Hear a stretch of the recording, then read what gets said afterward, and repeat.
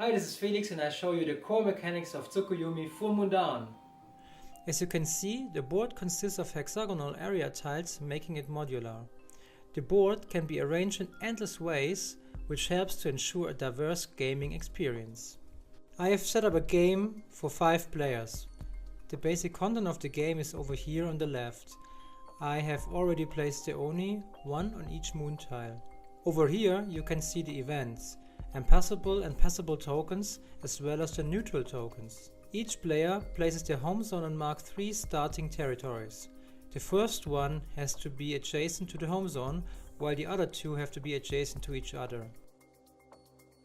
In addition to that, the nomads place 4 mine tokens in their territories, so I am placing them on the board too. Next, I will place my starting units in my territories. 2 nomads, 1 hunter here, the dog over here, Lieutenant Dan, launcher, and finally 2 staff sergeants.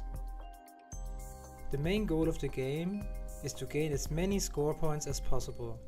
Score points are achieved by marking area tiles with your territory tokens. The points are counted in the end of the game. Additionally, every faction adds a different mission and a faction-specific goal to the game that also generates score points. Score points are indicated on the scoreboard. Once a mission is fulfilled, a player may place a territory token on the scoreboard. At the end of the game, the players collect their territory markers off the board. Some area tiles are worth 2 score points. All territory markers of a faction are counted. The player with the most territory tokens at the end of the game wins.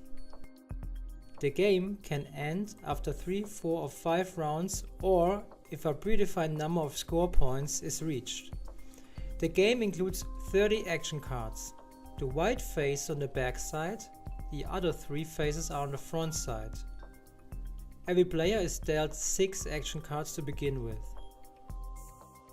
They then each pick 1 action card that will dictate their following round.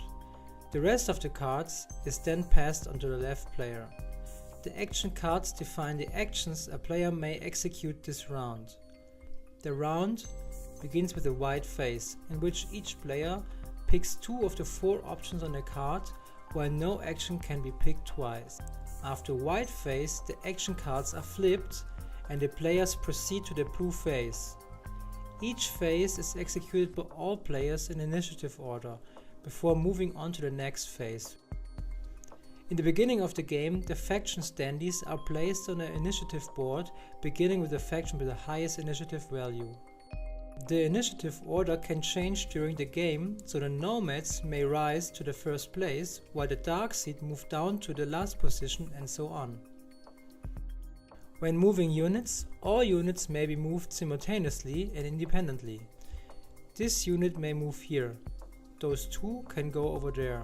This unit must not move here or here because the red impassable areas cannot be crossed.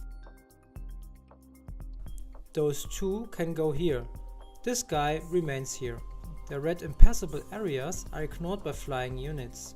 They can pass over them to move another territory. In battle we use battle cards. As you can see here, I have 2 options, Conquest or Annihilation. Both have different effects. The effect for the attacker is up here, the counter actions are down here. The idea is the attacker decides the outcome of the battle, while the defender picks the prize for their victory. Let's say this private wants to conquer this territory. The conquest card says can only be played if you have more conquest points than defender. The private has 10 conquest points. The wasp has 5. So the nomad can mark the area tile with a territory marker. The defender then chooses one of the counter options. His faction-specific defense, counter-strike, retreat, or lengthy conquest. These counter actions vary from every faction and battle card. For this example, the counter-strike doesn't do any harm, since the wasp only deals 5 damage. Instead, it chooses to retreat and move to any adjoining territory, gaining a small advantage even though the battle is lost. The annihilation card, on the other hand, says that my units cause damage to the opponent's units, potentially destroying them in the process. The private deals 5 attack damage, while the wasp has 5 hit points. This means the wasp is destroyed and is removed from the board. But the defender may still choose a counteraction. The only action that makes sense in this particular case would be Too Noisy, which allows the defender to move any one of his units on the board. The neutral faction of the Oni is entirely controlled by the players. The action cards dictate if Oni units have to be placed or moved.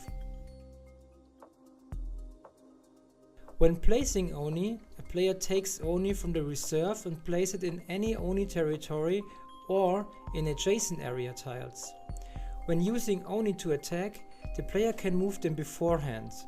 The Oni have their own battle card, which enables them to conquer a territory.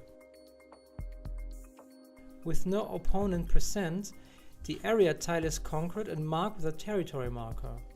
If there were any opponents in the territory, they could choose a counteraction. Here you can see an example of how a 4-player game could look like after 2 or 3 rounds.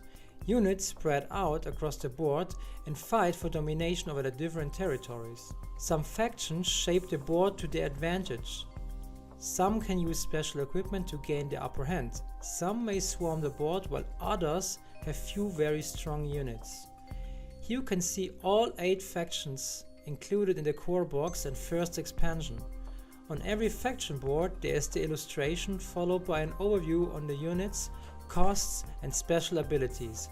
On the inside of the faction board we can find the detailed rules of the faction and some general information.